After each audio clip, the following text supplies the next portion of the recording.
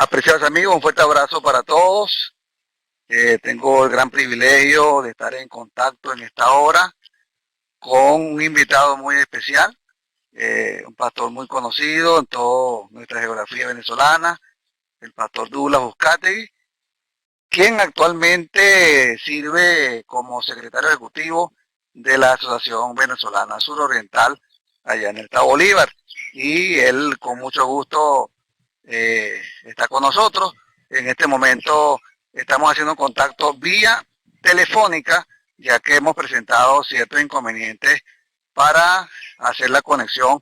Como siempre, hemos estado acostumbrados a través del Facebook, utilizando la plataforma Zoom, Stringer, pero hoy estamos innovando a través de esta vía de teléfono. Pastor, Dios le bendiga, bienvenido a la tertulia. Gracias, muy amable Daniel, por la invitación a la tertulia. Aquí, como tú dijiste, sí estamos hacia el oriente del país, pero contento de poderle saludar a los hermanos de todo este territorio del occidente del país. Sí, para nosotros es un gusto, pastor. Hoy estamos innovando. Es el primer entrevistado que lo tenemos vía telefónica y bueno, estamos incursionando en nuevas modalidades porque tenemos pastores apreciados que nos gustaría conocer su historia y bueno, utilizaremos entonces esta vía. ¿Cómo no? ¿Cómo no? A sus órdenes, Daniel. Sí. Para compartir con todos los amigos de la tertulia. Sí, señor. Mi pastor, el plan es conocerte un poquito, la parte biográfica, la historia, la vida de cada uno de los entrevistados. Nos gustaría saber de dónde usted es oriundo. Mira, Daniel, yo soy oriundo de la ciudad de Mérida, allá en 1962, un 19 de marzo. Uy, qué bueno. Nació este servidor, el día de San José, y por eso será que mis padres me pusieron Douglas José. Douglas José Uzcategui. Y por esa razón, 19 de marzo de 1962, allá en las tierras frías. Bueno, ya no está tan frías, pero en esos tiempos era muy fría Mérida. Cuéntenos un poquito sobre esos días de niñez, ese entorno en el que usted creció, háblenos de la cultura, de ese lugar donde nació. Mira, pues yo nací en el seno de una familia, mi mamá andina y mi papá del Zulia, así que es una mezcla ahí. Y bueno, yo nací en lo que es allá en Mérida, Campo Carabobo, o Campo de Oro. Entonces es un lugar, es un sector de la ciudad donde mis padres tenían una casa y ahí empezamos a vivir. Ahí luego nos mudamos a otro sector de la ciudad. Pero mi vida giró allí en la ciudad de Mérida desde que nací hasta los 18 años. Allí tuve el privilegio de estudiar mi primaria, allí en el Colegio Libertador, allí cerca de la 16 de septiembre en la ciudad de Mérida. Y luego hice mi bachillerato allí en la urbanización, en una urbanización allá en Echama, es un sector de Santa Elena, un poco más abajo de Santa Elena. Pues yo vengo, Daniel, de una familia de papá y mamá y de 8 hermanos. Yo soy el número 2 de ese grupo, ¿no? Y mis padres, cuando yo tenía 5 años, mis padres tuvieron el privilegio de conocer al Señor. Qué bueno. A través de un pastor colombiano muy reconocido en esos años, el pastor Tilson Escandón. No sé si escuchaste alguna vez. Sí, he escuchado alguna vez de ese pastor.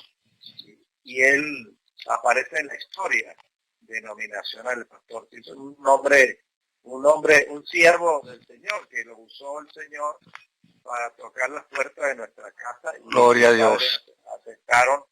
aceptaron pues el evangelio, ¿no? Y con ellos pues nosotros 8. Qué Y bueno. los 8 hermanos, todos a pesar de las circunstancias de la vida, a pesar de eso, todos estamos en la iglesia hasta la fecha de hoy. Gloria al Así Señor. que esa fue una cosecha que el pastor Tirso rescató con su obra pastoral, tocó esa puerta y bueno, hasta hoy. Qué bendición. Ya más de 50 años de eso, ¿no? Más de 50 años. Más de 50 almanaques. Y pastor, Sí. ahorita nos cuenta un poquito, o sea, más a detalle cómo llega el Evangelio, o sea, ahí lo asomó, pero sí nos gustaría saber qué le agradece a sus padres en cuanto a los valores, a la educación, o sea, todo lo que, el esfuerzo que hicieron como familia para trabajar en la formación de ustedes. Sí, mira, crecimos en un hogar para esos años con mucha necesidad, ¿no? Sin embargo, yo recuerdo que a pesar de eso, nunca nos acostamos sin comer, ¿no? Mi papá trabajaba, mi mamá en casa. Mi mamá fue una guerrera para atender la casa, pero siempre mi mamá estuvo haciendo algo para la venta. Cuando ¿Qué vendían? Zapatos. Bueno, yo creo que yo tengo una historia así un poco rara, porque yo vendí de todo. Yo vendí de todo. Mi mamá hacía pastelitos, yo salía a venderlos, empanadas, puñuelos. Mi mamá hacía, no sé si tú sabes, hay un dulce que es de plátano maduro que por dentro lleva queso. Se llaman envueltos. Eso sí. No lo he probado. Mira, ¿Como envuelto no? Bueno, ese plátano maduro que se pone a cocinar y luego entonces se hace como una especie de una bolita y adentro de esa bolita se le echa queso, se pone a freír y después se saca ya está frito y se revuelve en azúcar. Y eso, qué bueno. Eso era asunto. Mi mamá hizo chicha, mi papá traía pescado, nosotros vendimos pescado, nosotros vendimos esterillas para el carro, vendimos pasillas, vendimos mango, vendimos plata.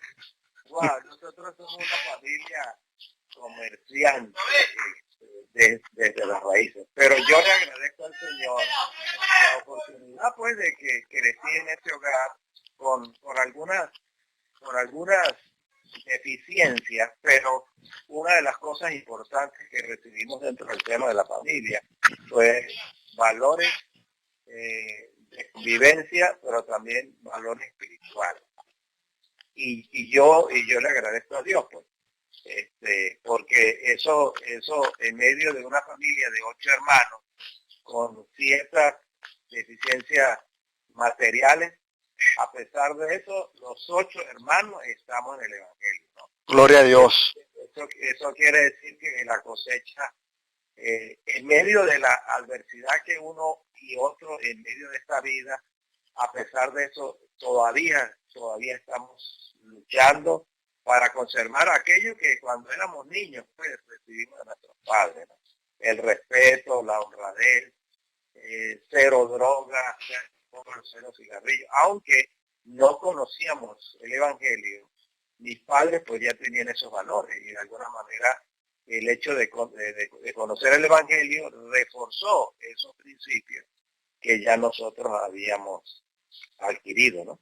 Y eso fue bastante productivo porque hasta hoy somos 4 varones y 4 hembras. Y hasta hoy estamos allí tratando de trabajar, de luchar, de ganarnos el pan todos los días, pero con buenos principios, como nos lo enseñaron nuestros padres. Por cierto, mi papá cumplió 80 años. Oye, 80 almanaques. 80, y mi mamá tiene 77 años. ¿No? Así que bueno, es una oportunidad pues de haber tenido padres que nos enseñaron ciertos valores importantes en la vida.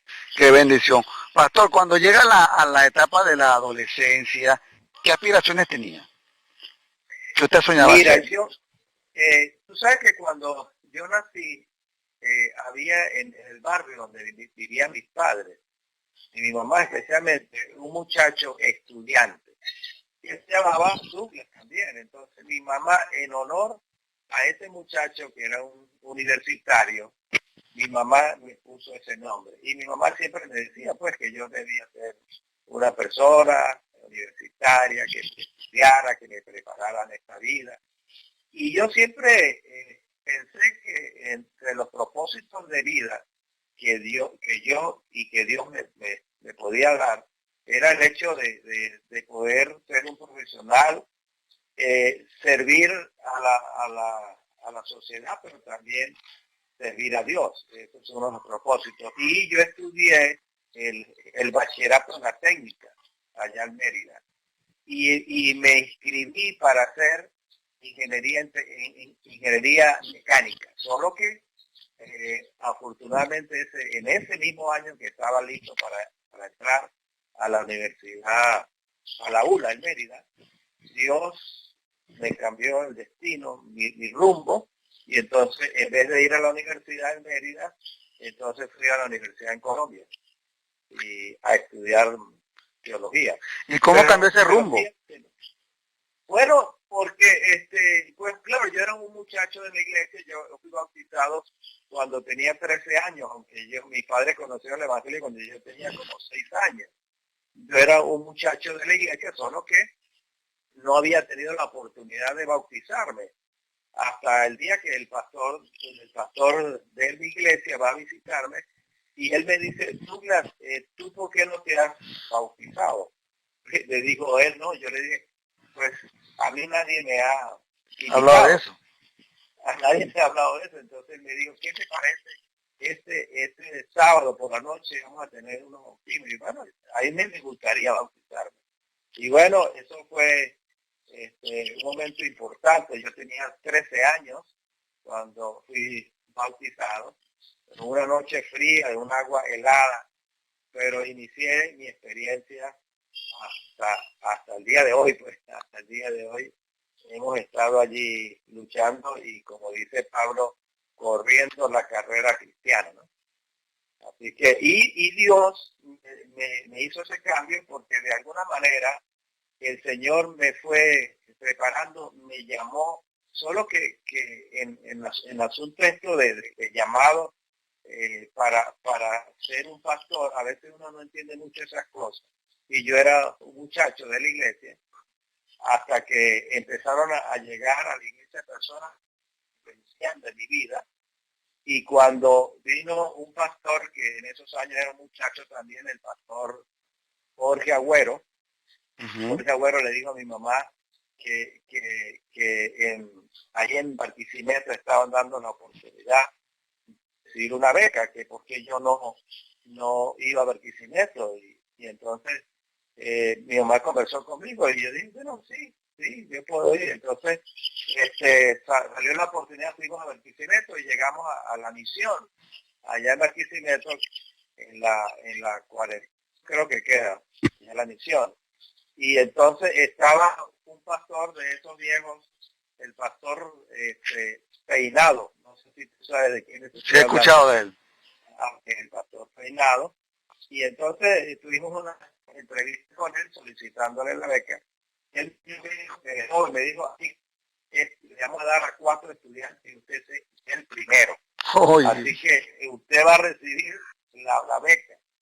Y bueno, y esa fue una buena oportunidad y el rumbo de mi vida cambió de ser un ingeniero en mecánica. Ahora el Señor destinó que ya no iba a ser un ingeniero, sino iba a ser un pastor. Así que de esa forma mi vida hacia lo que ha sido el ministerio pastoral hasta el día de hoy. Qué bendición. Una vez que llega ya y Colben, con todo el entusiasmo de querer prepararse para ser pastor, qué milagros se presentaron para hacer frente a los compromisos financieros, porque siempre iba a ser un desafío, estaba en otro país, necesitaba pagar, ¿Cómo se manifestó el Señor desde que comenzó hasta que terminó todo su programa de estudio? Daniel, mira, tú sabes que yo recibí una beca. La beca consistía Ajá. del 25% del estudio, ¿no? Ujú. Pero además de eso, pues yo entré a trabajar, porque yo tenía que cubrir el otro 25% con trabajo. Pero para los asuntos personales, criminalidad, cepillo de dientes, esas cosas, mis padres de vez en cuando tenían la oportunidad y me enviaban algo, ¿no? Pero no era lo suficiente. Así que fue una oportunidad. En esos años también el país estaba ofreciendo becas a los estudiantes del exterior. Ok. No sé si se llamaba, no recuerdo, ahorita ya no recuerdo el nombre de ese plan, pero mi padre, yo lo enviaba mis calificaciones, mis inscripciones de la universidad en Colombia y ellos iban a un banco y enviaban todos los documentos y esperaban la respuesta. Si era positiva, entonces ahora me enviaban a la universidad cheques para el pago de los trimestres de ese año, ¿no? Y entonces Dios hizo el milagro de que a mí me saliera esa oportunidad de la compra de dólares. Entonces mis padres pagaban en bolívares, por cierto, el dólar para esos años estaba en 4.30, entonces ellos daban los bolívares y a mí me llegaba allá en un sobre, una carta con un cheque. Y eso yo le agradezco a Dios porque no solo me dio la oportunidad de estudiar a mí, aunque Dios porque todos los años yo salía del primer año me iba a soportar un segundo y eso pero estuvo soportando hasta el último año.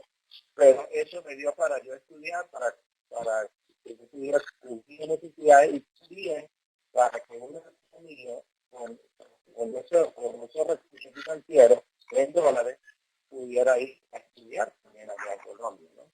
Entonces Dios hizo abrir esas puertas, aunque yo te digo algo, yo trabajé los 4 años dentro del colegio, siempre yo trabajé, ¿no? O sea, no pasó un año sin que yo dedicara parte de mi tiempo para trabajar, porque era una forma de ir formándose para el servicio, ¿no? Así que el Señor abrió esa puerta y yo todos los años, el primer año fue un poco más dificultoso, pero después de los siguientes años, el Señor nos permitió, siempre teníamos los dólares y que empezamos. Así que yo dije, porque realmente el reportaje me daba para pagar, pero siempre esos dólares yo los tenía para cubrir mis necesidades. Y cuando regresaba a mi casa, compraba la maleta llena de cosas que le compraba a todos mis hermanos, mi papá, porque siempre está el espíritu de compartir, ¿no? Siempre hubo esa oportunidad. Sí, me imaginé que usted tendría futuro en el colportaje, porque si desde pequeño trabajaba vendiendo los pasteles, el plátano endulzado, o sea, ya para el colportaje tenía cierta idea de lo que era el contacto para ofrecer productos, ¿no? Y eso le ayudó. Claro, y yo te digo, Daniel, todos mis 4 o 5 años de estudiante, yo todos los años venía a nuestra asociación, que era el Barquisimeto para aquellos años. Para aquellos años solo teníamos en Venezuela 2 campos, que era Barquisimeto, que era la misión, y la asociación que estaba en Caracas. Así que yo fui fiel a mi campo en esos años de estudiante. No sé si usted recuerda al pastor que fue director de publicaciones por muchos años allí en Barquisimeto, a ver si recuerdo al pastor, ahí se me escapa el nombre de él. Bueno, no recuerdo. Y bueno, él todos los años llegaba allá a Medellín, y los muchachos llegaban allá como Javier primero, yo siempre era el primero, y venía a mi campo, ¿no? Porque yo siempre decía, mi campo, mi vida beca, yo tengo hay que serle fiel, leal. Ser leal a mi campo.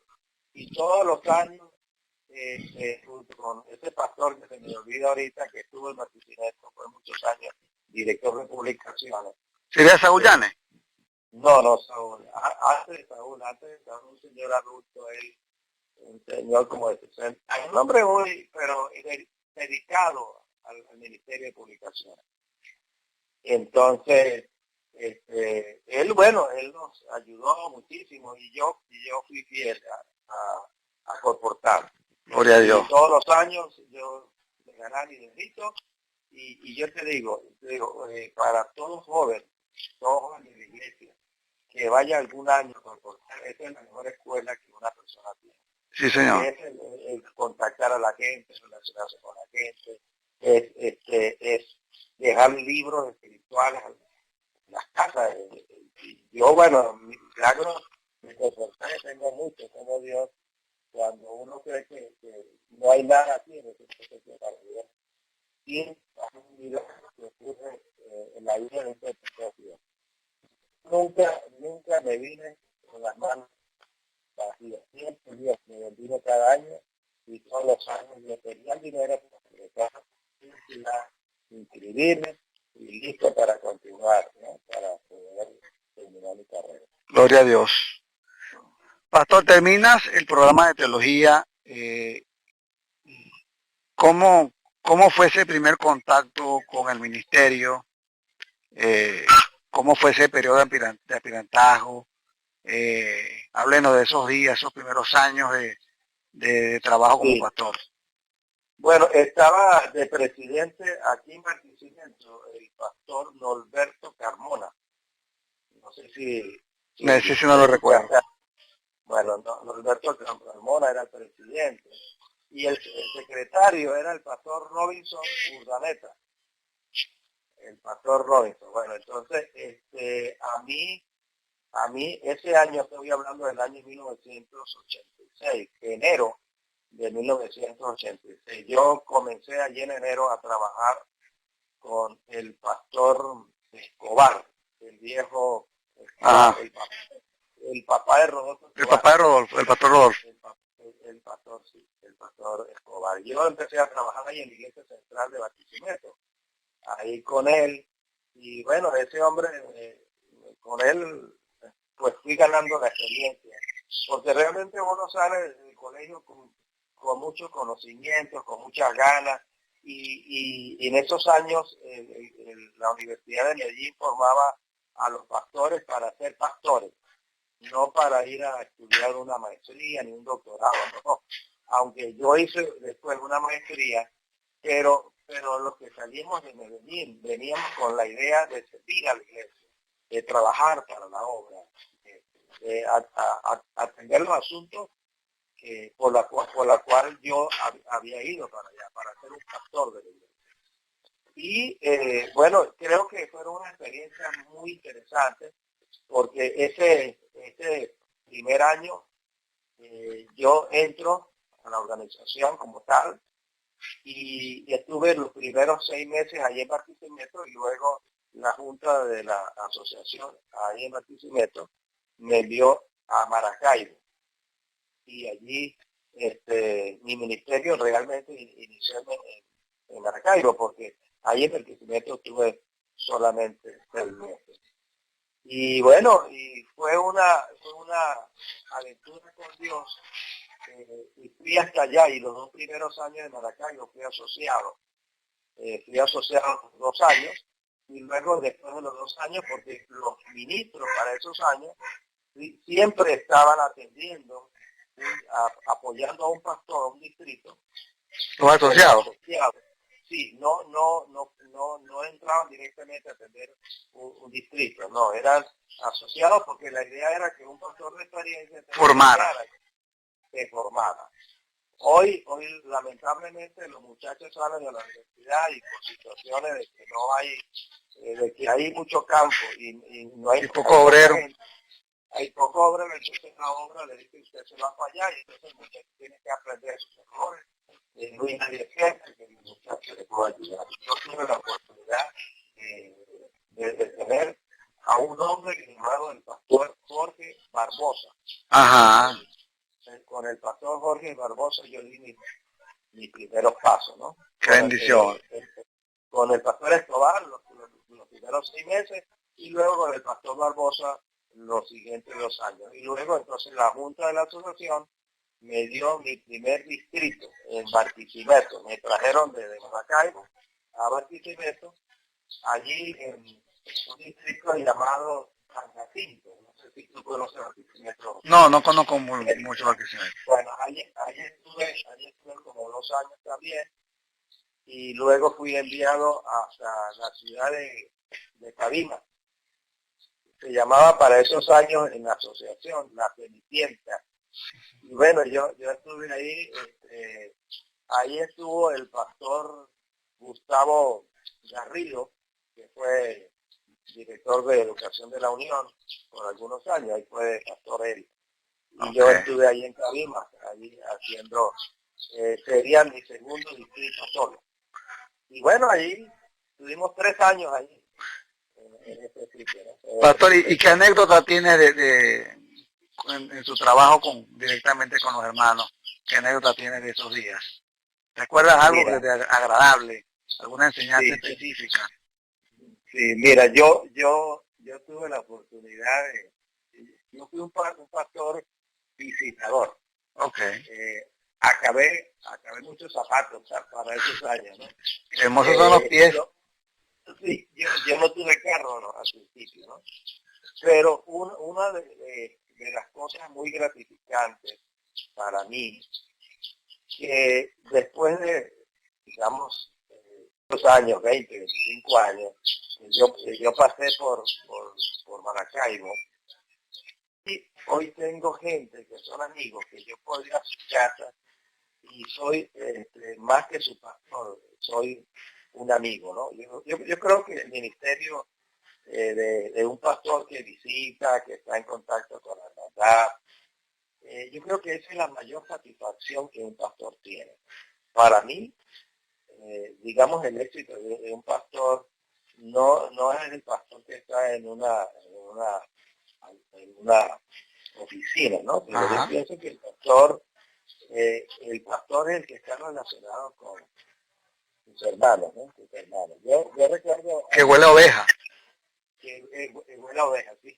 Para mí eso es, y yo tengo gente que ha pasado 25 años, pero nos llamamos por teléfono, cumplimos años y ahí está la llamada telefónica. Y ellos sienten que yo soy su pastor, que soy un pastor, pero más que eso, su amigo, ¿no? Y eso es gratificante. Pero yo recuerdo que visité a una hermana allí en Cabima y yo estaba visitándola y yo veía que ella miraba mucho hacia afuera, como preocupada. Y le digo, hermana, ¿qué le está pasando? ¿Por qué usted mira tanto para afuera? Me dijo, pastor, por Jimmy, pastor, me dice ella. ¿Y qué pasa con Jimmy? Entonces le digo, yo era la primera vez que la visitaba, ¿no? Dice, no, Jimmy, hijo. ¿Y cuál es el problema de Jimmy? Que dice, no, pastor, Jimmy es medio loquito, él. Y entonces cuando ella me dice eso, pero no, y esta la pasa por la calle recogiendo latas. Era un muchacho que había sido universitario, pero el consumo de la droga lo llevó a tal grado que el muchacho perdió la conciencia, ¿no? Y el muchacho era agresivísimo. Entonces ella estaba preocupada porque si él llegaba y me conseguía en esa casa me iba a dar golpes. Entonces cuando ella me cuenta eso, me dice, pastor, allá viene Jimmy, yo salgo, ¿a dónde? Yo salgo corriendo, me monto en el carro y cuando estoy dando la vuelta veo a un muchacho alto, moreno, con un saco de latas y yo digo, wow, pobrecito.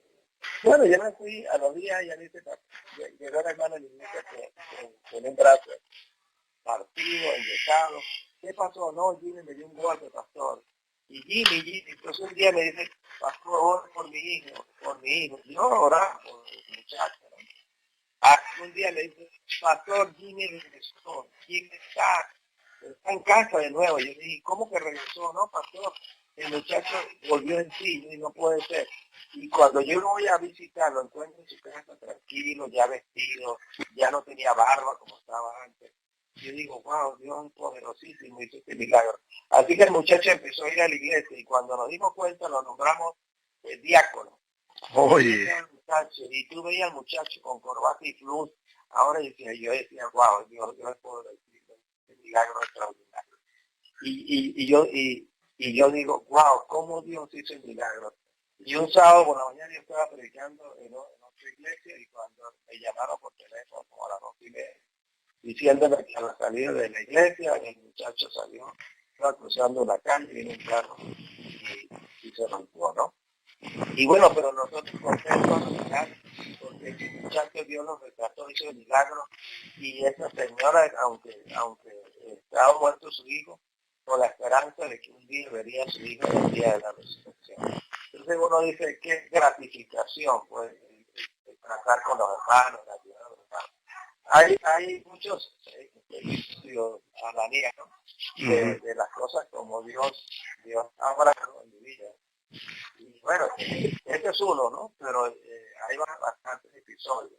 Pero lo único que sí yo puedo decir, que para mí el ministerio ha sido gratificante y la razón es por el contacto con la hermandad, el acercamiento con la gente. Porque para mí la gente es más importante que cualquier otra cosa. Así es. Yo he sido un pastor cercano a los hermanos. De hoy, a pesar de eso, me voy a la iglesia y si están en la construcción les ayudo a buscar fotos. Hermano, aquí sí me meto al baño. O sea, porque eso, no he perdido la acercarme a la gente, relacionarme con la gente, porque para mí es lo mejor. Eso es lo más importante. Si un joven o alguna persona se acerca y le dice, pastor, yo quisiera prepararme para estudiar teología, porque claro, en la mente de él está que el pastor lo que ha visto en ellos es que un pastor es que predica, que está en auditorio, que tiene autoridad, entonces eso le agrada, por eso justamente le agrada ser pastor. ¿Qué recomendación usted le daría? Bueno, mira, por más de 20 años fui ministerial donde yo estaba, como en Maracay. Y ese cargo lo he tenido por más de 20 años. Y el secretario ministerial es la persona que trabaja con pastores, pero trabaja con los que van a estudiar. También. Sí, entonces las entrevistas a los jóvenes candidatos para ir a Mirko, hacía yo. Y una de las cosas que yo considero que un muchacho necesita estar claro es que Dios, que él siente que Dios no hay más donde que tenga que tener esa prueba. Para mí es muy importante. Yo tuve esa prueba, Dios me dio una prueba. Yo tuve un sueño, estaba muchacho, tenía 15 años, yo tuve un sueño donde yo estaba en un pastor predicando. Y miren, yo para eso ni predicaba ni nada, ¿no? Pero yo tuve un sueño donde yo me veía en un auditorio predicando y yo al día siguiente le cuento a mi mamá, tuve ese sueño, ¿qué significa eso? Y mi mamá, pues, ella, sus hijos no eran pastor ni nada, le dice, pues no sé, hijo, no sé. Años después, cuando yo hago esta mención a los jóvenes, yo recuerdo que Dios a mí me dio una prueba. Yo podía ser un pastor. Y yo a todos los jóvenes les digo, muéstrenme alguna evidencia, algo que haya hablado, algo que haya pasado, que usted ha sido llamado y usted estará seguro, 100% seguro de que Dios, quien lo llamó, lo va a capacitar para que sea un ministro, ¿no? Pero más para recibir las bendiciones o recibir los beneficios de la obra, o ser un pastor, o ser un predicador, es más para sentir. Eso yo creo que si un pastor va a la obra, entregarse, un muchacho va para dar su tiempo, su talento y su esfuerzo para bien de la obra, mire, tiene suficiente pago, porque Dios lo va a usar para que él sea un instrumento, ¿no? Yo le diría, si muestre alguna evidencia, usted piensa que Dios lo ha llamado, y número dos, darle prueba en su sentido de Cristo, y que Cristo lo va a llevar y usted está dispuesto a ir donde lo retire con amor, con voluntad. Sí, buen consejo. Ahora, usted en todo este tiempo que tiene como pastor, ha visto mucha gente ingresar al ministerio, como también ha visto mucha gente salir. Justamente es porque tal vez desde el principio no tenían el concepto claro o pensaban en otra cosa. Entonces, es bueno cuando uno tiene el concepto definido de lo que significa ser un pastor y todo lo que Dios va a hacer cuando uno ejerce ministerio. Sí, porque mucha gente entra al ministerio con ciertas ideas preconcebidas y cuando se enfrenta a la realidad del ministerio se da cuenta de que es así. Si alguien quiere tener dinero, no debe No, estudiar, por supuesto. Si alguien quiere llenarse de fama, no olvide, este es lógicamente. Ahora, si una persona quiere servir al Señor con todo su alma y todo su corazón, el ministerio es el lugar donde Dios tiene espacio, pues, y Dios lo va a llamar para que sea un ministerio y dedique su vida, ¿no? Y yo te digo, yo agradezco a Dios porque ahorita, el próximo año, voy a cumplir 60 años de edad y voy a cumplir 36 años de que Dios me dio la oportunidad. gloria a Dios. Y bueno, y según la obra, calificar para ser jubilado, ¿no?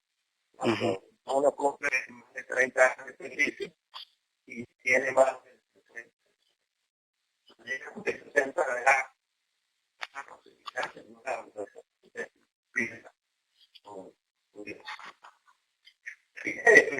yo considero, ¿no? Que el ministerio, las bendiciones que Dios le da a un mortal. Sí, señor. Y que bueno, yo he sido bendecido por eso, ¿no? Y creo que el tiempo dedicado una bendición a tal grado que mis hijos, todos mis 3 hijos, con mi esposa, hemos crecido en el ministerio. Yo tengo un hijo de 30 años, siempre ha estado trabajando con la organización. Tengo una hija y tengo el último hijo que tiene 27, la hija tiene 29 años. Entonces, ellos están trabajando en la iglesia. Entonces, una mayor satisfacción. ¿No? Ellos lo están haciendo porque ellos son hijos de pastor, ellos lo están haciendo porque ellos son cristianos y les hemos enseñado que el servicio a la causa de Dios es lo mejor que un ser humano puede hacer, servir al Señor. Como dijo alguien por ahí, no es poca cosa, ¿no? Así es. Así que yo les digo a los muchachos, si usted está aquí, ven, la verdad, en escasez, pero al que Dios llama, no. Y aunque uno glorias aquí en este mundo, algún día tendremos las glorias eternas que el Señor tiene preparado para. Amén. Así es. Sí, pastor, ya estamos ahorita en la hora en lo que es en las preguntas finales y una de ellas es ¿cuál es su apreciación del ministerio en el contexto de Venezuela? Bueno, creo que los países en este país yo digo, por el servicio, la voluntad, por las ganas de echar adelante los pecadores, porque creo que un pastor aquí en este país y mucho más lo hace por otra cosa. Nunca advertir que en este país sirve al Señor, ¿no? Cuando un pastor en Estados Unidos gana un salario de $5,000, $6,000, aquí un pastor puede ganar $170 al mes, incluyendo todo, ¿no?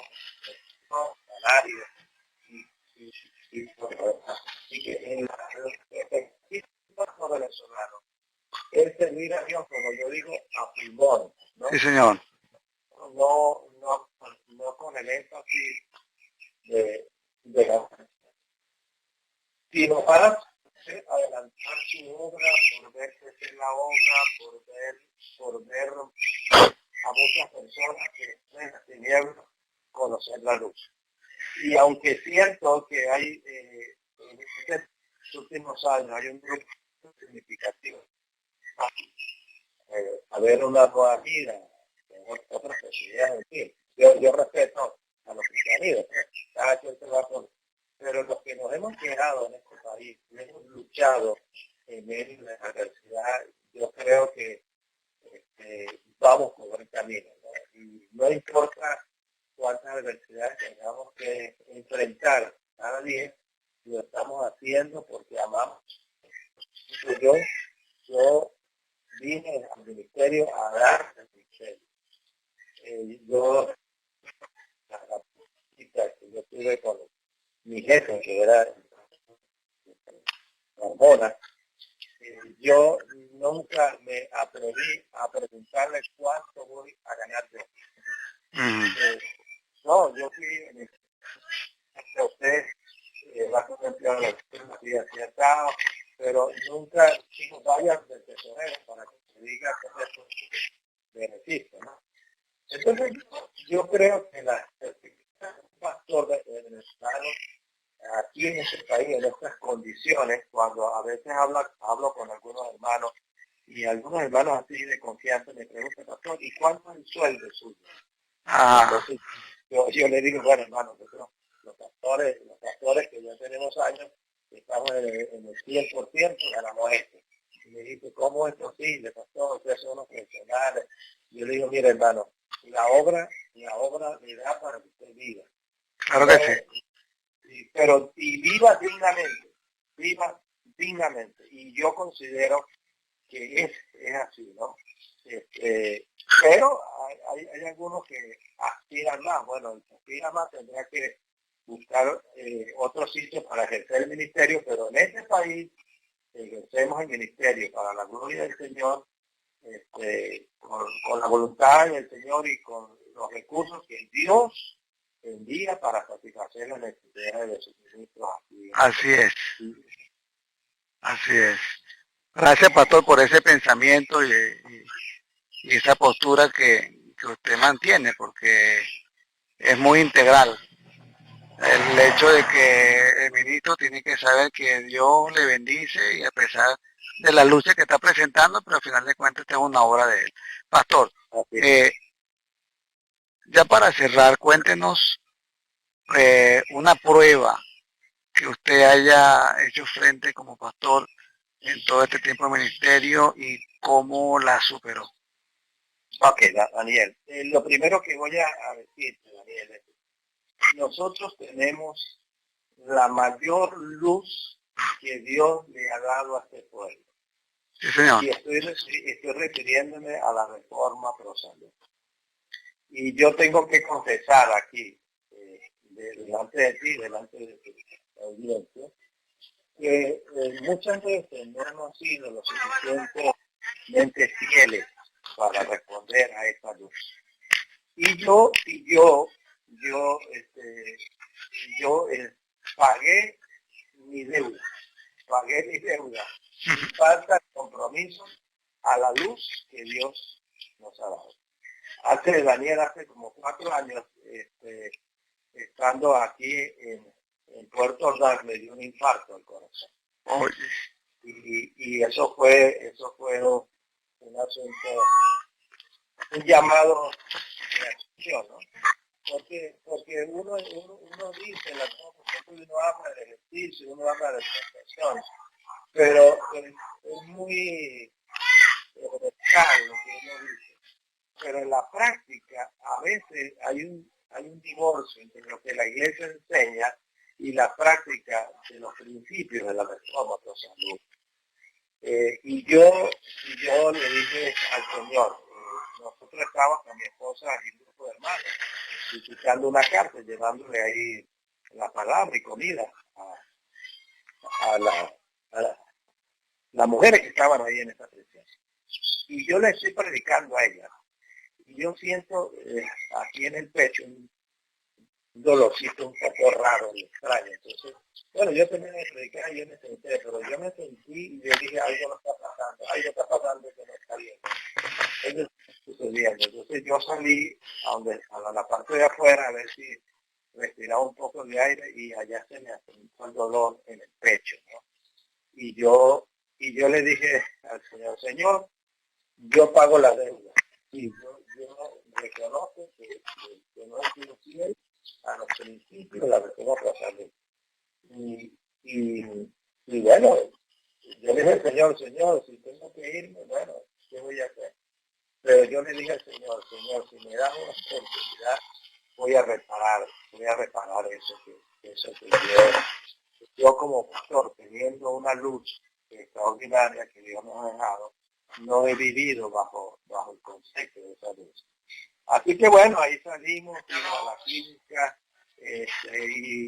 y llegamos aquí a otra clínica, a 2 clínicas, y ahí me dijo usted está pasando por un infarto y necesitamos urgentemente hacerle un cateterismo, me dice la mujer, porque una de las arterias principales del corazón se cerró. Y se cerró fue por tensiones, porque él le dijo porque acuérdate que en esos años la medicina estaba escasa, yo tuve una semana de muchas actividades, por cierto, corriendo de aquí para allá, muchas actividades, y de alguna manera no estaba tomando de la pastilla, la tensión, y bueno, se me disparó la tensión a tal grado que me produjo el infarto, ¿no? Entonces, ella me dice, tenemos que hacerle la intervención esta misma noche. El tesorero del campo estaba ahí con mi esposa, y él entró y yo, mi hermano, necesito que me eche la mano, hay que operarme. Costaba $3,800. Imagínate, no teníamos ese dinero, pero empezaron, yo tenía una parte aquí, los festejos y otra parte. Así que esa noche a las 9:30 de la noche estaba siendo intervenido para un cateterismo. Y bueno, gracias al Señor, el cateterismo, pues metieron como una especie de catéter, pero en el catéter meten como un globo que llegó a donde estaba la arteria, que estaba ya cerrada. Y entonces, eso es una tecnología bien especial, y meten un globo, lo inflan, inmediatamente la arteria abre y la sangre vuelve. Y bueno, y gracias al Señor, porque aunque tuve como 10 horas con ese problema allí, me hicieron el cateterismo, salí bien, estuve en proceso recuperativo por espacio casi de 3 meses. Y bueno, y gracias al Señor, el Señor me permitió empezar a hacer ejercicio, alimentación, más verduras y fruta. Y bueno, y yo el año pasado, como fruto de la pandemia, aquí en mi casa, colocamos la casa como un lugar para hacer ejercicio todos los días. Y bueno, y gracias a Dios nos contactamos con unos hermanos de Guatemala y ahí empezamos a hacer ejercicio. Al principio fue duro, pero ya hoy estamos expertos, ya estamos muchos ahí en el asunto, ¿no? Y uno siente como cuando tú te alimentas bien, cuando tú comes saludable, entonces el cuerpo responde de una manera tal que tú dices, wow, qué bendición, qué bendición. Entonces yo creo que nosotros tenemos una luz que no le estamos dando la suficientemente fuerza. Y yo le contaba a mis pastores aquí en el campo que desafortunadamente a veces la gente del mundo nos enseña a nosotros, que nosotros hemos recibido por más de 150 años con el espíritu de profecía, pero que los médicos nos cachetean diciendo, mira, tienen que comer así, así, asado, cuando nosotros tenemos la luz y hace tantos años, pero que nuestra vida no la estamos aplicando. Entonces yo le decía aquí a los compañeros, oye, ahora necesitamos ser testimonios de lo que nosotros como adventistas y nosotros como líderes, porque desafortunadamente el diablo le ha hecho daño a la iglesia en este aspecto. En ese aspecto, sí señor. Y los pastores que deberíamos ser los primeros en tener adelante esta idea, este concepto que es saludable, que da vida, que da energía y fuerza, entonces no lo estamos haciendo. No se está practicando.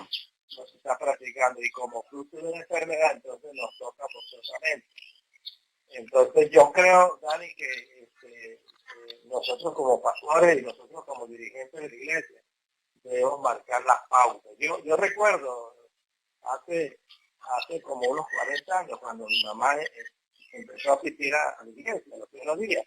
Bueno, ahí le enseñaron a no usar azúcar, sino que usaran las mismas frutas. Entonces, la persona que estaba dando el señor me decía que las frutas en el congelador se sacaban unos minutos antes para hacer el jugo y usted no necesitaba tomar azúcar, porque de esa manera se iba a tomar la fruta de una manera con azúcar. Y entonces, y mi mamá entonces aprendió a hacer un pan integral, la mayonesa de soya, y muchas cosas para sustituir esa cantidad de cosas que uno come y que a la larga se van acumulando y en algún momento te pasa la factura.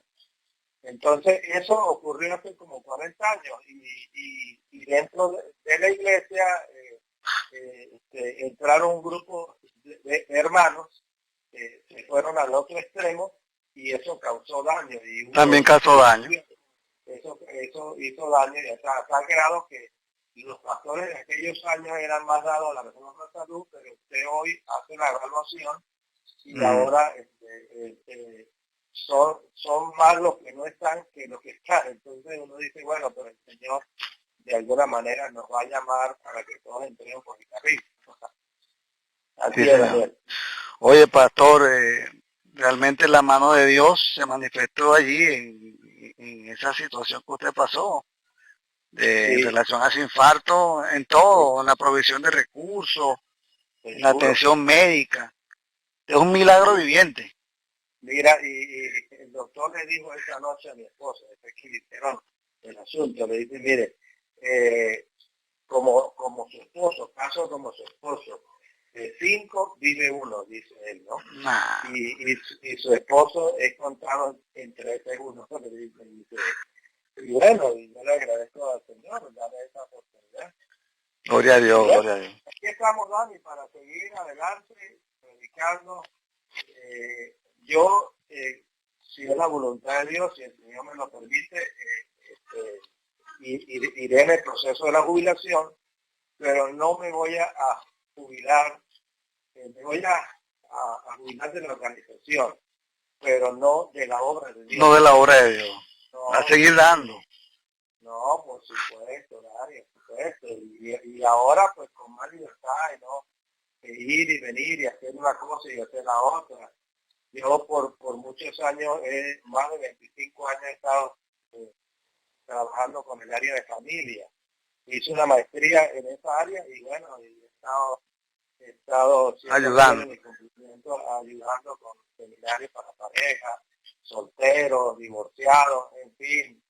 He hecho ese trabajo. Uno de los trabajos que más contundente he sido en el ministerio ha sido en el área de familia. He trabajado muchos años en esta área y bueno, y lo voy a hacer, lo voy a seguir haciendo hasta que Dios me dé salud. No, y ahorita con esta cuarentena que muchos esposos no les queda otra que verse ya cada rato, entonces Así es. Está bueno, está bueno. sí, sí. Entonces necesitan un especialista que ayude a muchos hogares. Porque, Así es, así es, así es. Así es, sí. hermano. Mi pastor, he disfrutado al máximo esta conversación. Gracias por el tiempo que usted nos ha brindado para participar de la tertulia. Eh, el contenido o el tema de conversación durante esta entrevista ha sido satisfactorio porque su experiencia, sus 36 años de ministerio, y justamente lo que usted cuenta al final, el milagro que Dios hizo en usted de restablecerle, devolverle la vida, Sí, es un así es. motivo de gratitud y Así es. justamente este tipo de programa se presta para eso, Así para que es. uno se entere eh, cuál es la vivencia de cada uno de nuestros entrevistados. Saludos a sus padres.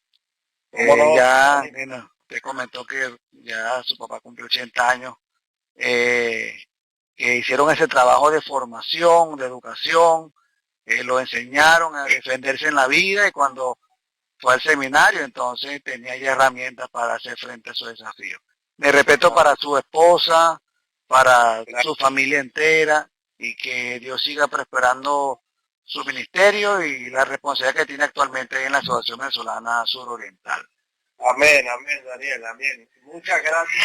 Saludos a todos tus oyentes de este programa, Tertulia. Espero que el Señor siga enriqueciendo la vida de cada uno de tus oyentes. Sí. Gracias, Daniel, por la invitación. Dios Saludos, bendiga. pastor. Apreciados amigos, gracias por haber estado con nosotros en este momento. La invitación es para nuestro próximo programa. Tendremos un invitado muy especial. Deseamos que ustedes hagan sus preparativos para que sigan la programación que se lleva a cabo a través de esta plataforma. Un fuerte abrazo para todos. Saludos.